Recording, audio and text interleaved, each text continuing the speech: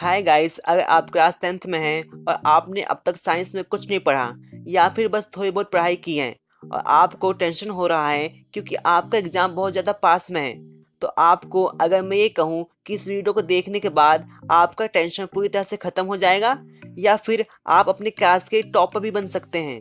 जी हाँ, आपने बिल्कुल सही सुना। इस वीडियो में मैंने हर चैप्टर से ऐसे इंपॉर्टेंट टॉपिक को बताया है और साथ में हर चैप्टर के इंपॉर्टेंट क्वेश्चन भी करवाया है, जिसके ऊपर से 100% क्वेश्चन आते ही आते हैं। अगर आप बस इन टॉपिक को पढ़ के जाते हैं एग्जाम देने तो आपके आराम से 80 में से 70 से ज्यादा मार्क्स आ जाएंगे। तो आइए बिना टाइम वेस्ट का वीडियो स्टार्ट करते हैं। सबसे पहले आता है केमिस्ट्री का फर्स्ट चैप्टर, जिसका नाम है केमिकल रिएक्शन एंड इक्वेशन।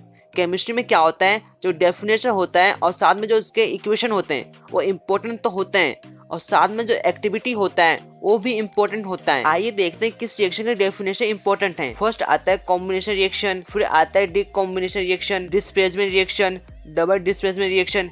इसके डेफिनेशन तो इम्पोर्टेंट है ही और साथ में जिसके एग्जाम्पल हैं वो भी बहुत ज्यादा इम्पोर्टेंट हैं। इसके बाद जानते हैं कौन कौन से एक्टिविटी इम्पोर्टेंट हैं। फर्स्ट आता है बर्निंग ऑफ मैग्नीशियम रिबन। इसके ऊपर 2022 में क्वेश्चन आ चुका है और इससे पहले भी क्वेश्चन आ चुके हैं इसके ऊपर, तो इसलिए ज्यादा इंपॉर्टेंट ये है। फिर आता है इलेक्ट्रोलाइसिस ऑफ वाटर। इसके बाद आता है silver chloride turn grey in sunlight to from silver matter. इसके ऊपर भी अच्छे खासे क्वेश्चन आ चुके हैं। फोर्थ आता है iron nail in copper sulphide solution. ये भी बहुत ज्यादा इंपॉर्टेंट है। इसके बाद इस चैप्टर में आपको दिया है बैलेंसिंग ऑफ केमिकल रिएक्शन। इसमें क्या होता है, आपको एक रिएक्शन दे देंगे और कहेंगे आपको इसको बैलेंस कीजिए। अब आप जो अपने स्क्रीन पर क्वेश्चन देख रहे हैं, अगर आप इसकी ज्यादा से ज्यादा प्रैक्टिस करते हैं तो इस चैप्टर से आपसे इससे ज्यादा हार्ड क्वेश्चन आपसे नहीं पूछा जाएगा। और हाँ, अगर आपको इस चैप्टर से कोई भी डाउट है तो इस चैप्टर के ऊपर मैंने वीडियो बना के ऑलरेडी अपलोड कर दिया है, आप जाके देख सकते हैं। इस चैप्टर को सिर्फ मैंने 5 मिनट में कवर किया है। इसके बाद सेकंड चैप्टर आता है जिसका नाम है एसिड बेस एंड सॉल्ट। इसमें जो इंपॉर्टेंट टॉपिक है वो है, फर्स्ट आता है important of pH in everyday life. इसके ऊपर आपको एक न एक क्वेश्चन जरूर देखने को मिलेगा क्योंकि इसके ऊपर हमेशा क्वेश्चन आता है। और साथ में आप ये भी पढ़ के जाना कि एसिड का पीएच कितना होता है, बेस का पीएच कितना होता है और न्यूट्रल का पीएच कितना होता है। इसके बाद आता है what happen when acid and base react with each other. फिर आता है what do all acid and base have is common. फिर आता है एसिड और बेस इन वाटर सॉल्यूशन। आपको इसका एग्जांपल भी पता होना चाहिए। और अब जो आप टेबल देख रहे हैं आपको इसे याद करना है कि विनेगर में कौन सा एसिड होता है, ऑरेंज में कौन सा एसिड होता है। एक्टिविटी की बात करें तो इसमें एक ही एक्टिविटी इंपॉर्टेंट है जो कि आता है reaction of zinc granules with dilute sulphuric acid. फिर आता है preparation reaction and there uses, जैसे कि washing soda, baking soda, plaster of Paris. इनके आपको नाम याद करना है और ये बनते कैसे हैं और साथ में इसके यूजेस क्या होते हैं आपको ये याद करना है। इस चैप्टर के आप कुछ क्वेश्चन देख रहे हैं, अगर आप इनकी प्रैक्टिस कर लेते हैं तो इससे ज्यादा हार्ड क्वेश्चन आपसे नहीं पूछा जाएगा। इसके बाद आता है थर्ड चैप्टर जिसका नाम है मैटर एंड नॉन मैटर। इसमें आपको पता होना चाहिए मैटर और नॉन मैटर की प्रॉपर्टी क्या होती है, reactive series, formation of property of ionic compound, corrosion and it's prevention, chemical reaction of matters, extraction of matter with reactions, electrolytic refining of copper, thermit process of joining railway track, roasting and calcination, occurrence of matter, minerals, और gang. एक और आता है amphoteric oxide. ये क्या करता है, ये एसिड और बेस दोनों के साथ रिएक्ट कर सकता है। आपको इसका डेफिनेशन तैयार करना है और साथ में इसके जो एग्जाम्पल है आपको एग्जाम्पल पता होना चाहिए। और साथ में आपको ये भी पता होना चाहिए कि कौन से मैटर हॉट वाटर के साथ रिएक्ट करते हैं, कोल्ड वाटर के साथ या फिर स्टीम वाटर के साथ। आप इसके एग्जाम्पल देख सकते हैं। इसी के साथ ये चैप्टर खत्म होता है। आप जो ये क्वेश्चन देख रहे हैं आपको इसकी प्रैक्टिस करनी है। अगर आपको ये क्वेश्चन आ गए तो इस चैप्टर से आपसे और कुछ ज्यादा नहीं पूछा जाएगा। इसके बाद आता है फोर्थ चैप्टर जिसका नाम है कार्बन एंड इट्स कंपाउंड। इसमें आपसे पूछा जा सकता है कि जो कार्बन होता है अपना 4 इलेक्ट्रॉन यूज क्यों नहीं करता और गेन क्यों नहीं करता, और साथ में आपको इनका डेफिनेशन पता होना चाहिए। फर्स्ट आता है catenation, tetravalence, saturated, unsaturated, homologous series, oxidation with reaction, addition with reaction, ethanol property and uses, reaction with sodium and unsaturated hydrocarbon. इसके साथ जो रिएक्शन होता है इथेनॉल का, आपको इसका रिएक्शन पता होना चाहिए। फिर आता है ethanoic acid property and uses, reaction of ethanoic acid. एक मोस्ट इंपॉर्टेंट रिएक्शन आता है कि तो इथेनॉल को रिएक्ट करवाते हैं इथेनोइक एसिड के साथ तो क्या बनता है, ईस्टर बनता है। ये जो रिएक्शन आप देख रहे हैं आपको इसे याद करना होगा क्योंकि बहुत ज्यादा इंपॉर्टेंट है। इसके ऊपर हर बार एक नया क्वेश्चन जरूर आता है और आपको ईस्टर या फिर ईस्टरिफिकेशन का डेफिनेशन भी पता होना चाहिए। फिर आता है kinetic action of salt, structure and dot structure of ethanoic acid and ethanol, what is difference between salt and detergent. इसी के साथ हमारा ये चैप्टर खत्म होता है।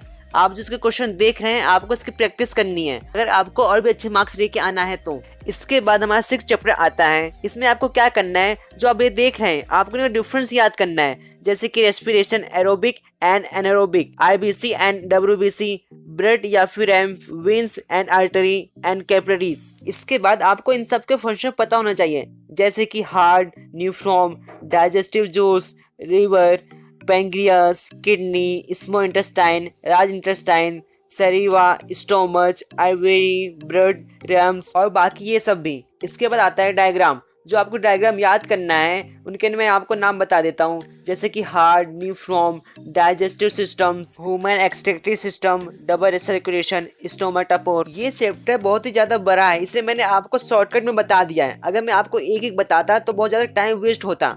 और आप जो ये क्वेश्चन देख रहे हैं इस चैप्टर के, आपको इनकी प्रैक्टिस करनी है। ये जो क्वेश्चन मैं आपको बताता हूँ बहुत ज़्यादा इंपॉर्टेंट होते हैं। अगर आप इन क्वेश्चन को कर लेते हैं तो पूरा आपका चैप्टर अच्छी तरह से हो गया है। अगर आपको क्वेश्चन नहीं आ रहे हैं यानी कि आपकी तैयारी में भी कमी है। इसके बाद हमारा 6 चैप्टर आता है जिसका नाम है कंट्रोल एंड कोऑर्डिनेशन।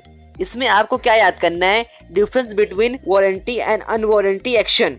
ये बहुत ज्यादा इंपॉर्टेंट है। फिर इसके बाद इस चैप्टर के आपको डायग्राम याद करने हैं, structure of neuron, reflex arc, topic movement in plant. Neuron के पार्ट के नाम याद करने हैं और साथ में उसका फंक्शन और डेफिनेशन भी याद करना है। ह्यूमन ब्रेन के पार्ट्स और उसके फंक्शन और साथ में प्लांट हार्मोन्स और एनिमल हार्मोन्स के फंक्शन विद नेम्स आपको याद करने हैं। जो इस चैप्टर से मोस्ट इंपोर्टेंट क्वेश्चन बन सकते हैं मैंने आपको दे दिया है, आपको इसकी ज्यादा से ज्यादा प्रैक्टिस करनी है। अब आता है हमारा 7वां chapter, how to organisms reproduce. इसमें आपको सेक्सुअल और असेक्सुअल रिप्रोडक्शन के बीच में डिफरेंट बताना है। फिर आता है मोड ऑफ असेक्सुअल रिप्रोडक्शन। इसमें आपको उसका डेफिनेशन बताना है, जैसे कि फ्यूजन्स, फ्रेगमेंटेशंस, रिजेनरेशंस, बर्डिंग, वेजिटेटिव प्रोग्रेशन। फिर आता है sexual reproduction in plants, what is process of seed formation. फिर आता है ह्यूमन, चेंज इन प्यूबर्टी। फिर मेल रिप्रोडक्टिव सिस्टम, इसमें उसके पार्ट्स के नेम और उसके फंक्शन साथ में डायग्राम आपको आना चाहिए। फिर आता है फीमेल रिप्रोडक्टिव सिस्टम, इसमें उसके नेम और पार्ट्स के नेम और साथ में आपको डायग्राम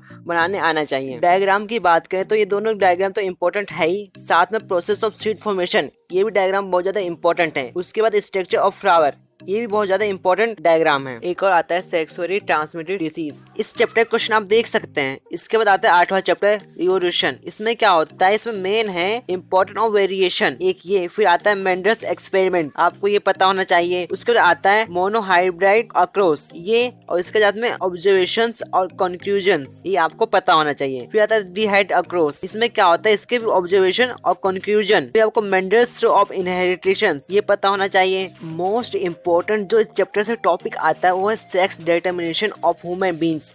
ये बहुत ही ज्यादा इंपॉर्टेंट है, ये हर बार पेपर में आता है और आपके पेपर में भी यही आएगा। इस चैप्टर का भी आप मोस्ट इंपॉर्टेंट क्वेश्चन देख सकते हैं। इसके बाद हमारा 9th चैप्टर आता है reflection and reflect of light. Definition में आता है centre of curvature, principal axis, principal focus, focal length. फिर row of reflection, reflection index, reflection index के ऊपर आता है न्यूमेरिकल्स आते हैं। इस चैप्टर के आप फॉर्मूले देख रहे हैं, power of lens, mirror formula, magnification formula या लेंस फॉर्मूला, ये इंपॉर्टेंट है क्योंकि इसके ऊपर न्यूमेरिकल्स बनते हैं तो आपको ये याद करने होंगे। और जो मैं क्वेश्चन आपको देने वाला हूँ वो भी इन्हीं के ऊपर बेस हैं। अगर आपको याद होंगे तभी आप एक क्वेश्चन कर पाएंगे। और कभी कभी पेपर आसान बनता है तो कॉन्वेक्स लेंस और कॉनकेव लेंस में डिफरेंट पूछ लेते हैं। इस चैप्टर में जो आपको डायग्राम दिए गए हैं आपको उसकी ज्यादा प्रैक्टिस करनी है। आप इस चैप्टर के मोस्ट इंपोर्टेंट क्वेश्चन देख सकते हैं, इसमें ज्यादा क्वेश्चन न्यूमेरिकल्स वाले हैं। इसके बाद हमारा 10वां चैप्टर आता है the human I and the colourful world. इसमें आपको ह्यूमन आईज डायग्राम और साथ में इसके पार्ट्स के फंक्शन आपको याद करने हैं और साथ में कॉनकेव लेंस और कॉनकेव लेंस ये क्या होते हैं इनका डायग्राम और साथ में इनका फंक्शन आपको पता होना चाहिए। फिर आपको human eye defect and their correction, जैसे कि मायोपिया होता है तो कॉनकेव लेंस यूज करते हैं, हाइपर मायोपिया होता है तो कॉन्वेक्स लेंस यूज करते हैं, और प्रेसबायोपिया होता है तो कॉनकेव साथ में कॉन्वेक्स लेंस यूज करते हैं। और जब इसका डायग्राम देख रहे हैं आप ये आपको ये भी पता होना चाहिए और आपको ये बनाने भी आना चाहिए। थर्ड आता है डिस्पर्शन ऑफ व्हाइट लाइट, आपको इसके बारे में पता होना चाहिए और साथ में जब डायग्राम देख रहे हैं आपको इसको बनाने आना चाहिए और इसके बारे में आपको पता होना चाहिए। फिर फोर्थ आता है reflection of light through a prism. इसमें क्या होता है, आप जो डायग्राम देख रहे हैं मोस्ट इंपॉर्टेंट है, आपको इसे बनाने आना चाहिए और हर पार्ट्स का नाम भी पता होना चाहिए कि कौन सा रे कहाँ से पास हो रहा है। फिफ्थ आता है स्कैटरिंग ऑफ लाइट 6 आता है application of spherical mirror and lens. फिर आता है कि रेनबो कैसे फॉर्म होता है, जो मैंने आपको बताया है। अगर आप वही पढ़ के जाते हैं तो आपको टेंशन लेने की कोई जरूरत नहीं है, क्योंकि इसी में से क्वेश्चन आएंगे। आप इस चैप्टर के क्वेश्चन में देख सकते हैं कि आपसे कैसे कैसे क्वेश्चन पूछे जा सकते हैं चैप्टर से। फिर आता है हमारा 11वां चैप्टर इलेक्ट्रिसिटी। इसमें आपको पोटेंशियल डिफरेंस का डेफिनेशन पता होना चाहिए, ओम्स लॉ का डेफिनेशन पता होना चाहिए, और साथ में इसका फॉर्मूला होता है V = I/R। आपको ये पता होना चाहिए, बहुत ज़्यादा इंपॉर्टेंट फॉर्मूला है, इसके ऊपर हर बार क्वेश्चन आता है। उसके बाद आपको पावर का फॉर्मूला और साथ में इसका न्यूमेरिकल्स की आपको प्रैक्टिस होनी चाहिए। फिर आता है हीटिंग इफेक्ट। इसका जो आप फॉर्मूला देख रहे हैं आपको ये पता होना चाहिए, और इसके जो क्वेश्चन बनते हैं आपको उसकी प्रैक्टिस करनी है ज़्यादा से ज़्यादा। फिर आता है सीरीज एंड पैरेलल। इसमें क्या होता है, इसका कभी कभी डेफिनेशन पूछते हैं और कभी कभी इनके बीच में अंतर बताइए ये पूछते हैं। फिर आता है advantage of parallel combination over series combination. ये बहुत ज़्यादा इंपॉर्टेंट है, इसके ऊपर तो क्वेश्चन आ चुका है और हो सकता है आ भी सकता है। फिर आता है factor on resistance of conduct depend. आप जो फॉर्मूला देख रहे हैं R = ρ/R/E, बहुत ही ज़्यादा इंपॉर्टेंट फॉर्मूला है। इस फॉर्मूले के बेस में अच्छे खासे क्वेश्चन बनते हैं। अगर आपको ये फॉर्मूला याद होगा तो आप इस क्वेश्चन को आराम से कर सकते हैं। आप इस चैप्टर के इंपॉर्टेंट फॉर्मूला देख सकते हैं। अगर आपको ये फॉर्मूला याद है तो आप मुश्किल से मुश्किल क्वेश्चन को अटेंड कर सकते हैं। आप देख सकते हैं कि इस चैप्टर से कैसे कैसे क्वेश्चन आपके बोर्ड एग्जाम में बन सकते हैं। इसके बाद 12वां चैप्टर आता है जिसका नाम है magnetic effect of electric current. इसमें जो मोस्ट इंपॉर्टेंट है, फर्स्ट आता है property of magnetic field line. ये जो इम्पोर्टेंट है, और साथ में जो इसका डायग्राम आप देख रहे हैं ये तो और भी ज़्यादा इंपॉर्टेंट है, क्योंकि इसके ऊपर हर बार क्वेश्चन आता है। फिर सेकंड आता है magnetic field line due to current carrying conductor. ये इंपॉर्टेंट है, और जो इसके साथ आप ये देख रहे हैं राइट हैंड थंब रूल, इसका डेफिनेशन बहुत ज़्यादा इंपॉर्टेंट है, और साथ में आपको इसका यूज करने भी आना चाहिए। फिर आता है सोलेनोइड। आप जो डायग्राम देख रहे हैं ये सोलेनोइड का डायग्राम है। आपको इसका डेफिनेशन और सोलेनोइड का डायग्राम आपको तैयार रखना है, क्योंकि इसके ऊपर अच्छे खासे क्वेश्चन बनते हैं। फोर्थ आता है फ्रेमिंग लेफ्ट हैंड डोर। आपको इसका डेफिनेशन पता होना चाहिए, और इसको यूज कैसे करते हैं आपको ये भी पता होना चाहिए। फिर आता है डोमेस्टिक सर्किट। आपको इसका डायग्राम सही से पता होना चाहिए, और इसमें होता क्या है आपको ये पता होना चाहिए। फिर आता है इलेक्ट्रिक फ्यूज, इसका डेफिनेशन। फिर शॉर्ट सर्किट, इसका डेफिनेशन। इन सब के बारे में आपको पता होना चाहिए। इस चैप्टर से कैसे क्वेश्चन बन सकते हैं या फिर कैसे क्वेश्चन बन चुके हैं आप देख सकते हैं। आपको ज्यादा से ज्यादा प्रैक्टिस करनी है। इसके बाद हमारा लास्ट चैप्टर आता है आवर इन्वायरमेंट। फर्स्ट आता है type of ecosystem, natural ecosystem, artificial ecosystem. फिर सेकंड आता है फूड चेन, बहुत ही ज्यादा इंपॉर्टेंट है ये। फिर थर्ड आता है flow of energy between trophic river. ये बहुत ही ज्यादा इंपॉर्टेंट है, और इसका डायग्राम आप ये देख सकते हैं। फिर आता है फूड वेब। फिर इसके बाद आता है ओजोन लेयर, जो कि बहुत ज़्यादा इंपॉर्टेंट है। इसके ऊपर आता है फॉर्मेशन ऑफ ओजोन मॉलिक्यूल्स, ऐसे क्वेश्चन बन सकते हैं इसके ऊपर। फिर आता है डिप्रेशन ऑफ ओजोन लेयर, और कभी कभी बायोडिग्रेडेबल और नॉन बायोडिग्रेडेबल वेस्ट के ऊपर डिफरेंट पूछ लेते हैं। इस चैप्टर से कैसे क्वेश्चन बनते हैं आप देख सकते हैं। इसी के साथ हमारा ये वीडियो खत्म होता है। और हाँ, इस वीडियो में जो कुछ मैंने आपको बताया है और जो क्वेश्चन मैंने आपको दिखाया है, अगर आप उसकी ज़्यादा ज़्यादा प्रैक्टिस करके जाते हैं तो आपके एग्जाम में इन्हीं क्वेश्चन में से, इसी टॉपिक में से 80 से 90% क्वेश्चन आपसे पूछा जाएगा। अगर आपको किसी भी चैप्टर में डाउट है तो चैप्टर की वीडियो मैंने ऑलरेडी बना के अपने चैनल पे अपलोड कर दिया है। मैंने बहुत ही कम टाइम में पूरे चैप्टर को अच्छी तरह से कंप्लीट किया है, और साथ में मैंने कुछ क्वेश्चन भी करवाए हैं, आप जाके चेक कर सकते हैं। इस वीडियो में जो मैंने हर चैप्टर से आपको क्वेश्चन दिए हैं ये ऐसे वैसे क्वेश्चन नहीं है। कुछ क्वेश्चन प्रीवियस ईयर के हैं, कुछ क्वेश्चन जो बार बार रिपीट होते हुए आ रहे हैं, कुछ क्वेश्चन ऐसे भी हैं, और जो कुछ क्वेश्चन है आपके बुक से हैं या फिर एग्जाम्पल से। तो गाइस, अगर आप वीडियो अब तक देख रहे हो और आपको वीडियो थोड़ा सा भी पसंद आया तो आप चैनल को सब्सक्राइब और वीडियो को लाइक कर सकते हो, और साथ में अपने दोस्तों के साथ शेयर भी कर सकते हो। और हाँ, मुझे आप कमेंट में बताना कि आप 10th के बाद आप कौन सा स्ट्रीम लेंगे, साइंस, कॉमर्स या फिर आर्ट्स। तो गाइस, इसी के साथ हमारा वीडियो खत्म होता है। तो मिलते हैं नेक्स्ट वीडियो में, तब तक के लिए गुड बाय।